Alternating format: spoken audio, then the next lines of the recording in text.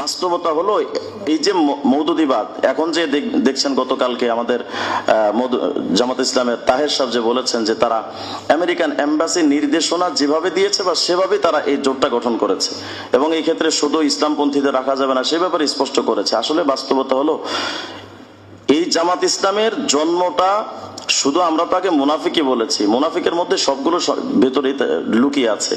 মূলত এদেরকে যে ইহুদি খ্রিস্টানরা যে এদেরকে পরিচালনা করে এবং আমেরিকা যেদের পরিচালনা করে এটার বাস্তব নমুনা দিই। আমাদের সামনে তো ওরা যখন গলা ফাটিয়ে বলে যে আমরা ইসলামের শরিয়া কায়েম করব, মুসলমানদের মজলিসে গিয়ে কথা বলে, আবার যখন খ্রিস্টানরা যখন তাদের সাথে দেখা করে বলে না আমরা শরিয়া কায়েম করব না। আবার যখন পাল্টা প্রশ্ন আমরা করি যে আপনারা শরিয়া অস্বীকার করলেন কেন, কয় না আমরা তো এমন কথা বলি নাই। মানে এদের কথাটা শুধু দ্বিপাক্ষিক না, একেবারে ত্রিমুখী কথা।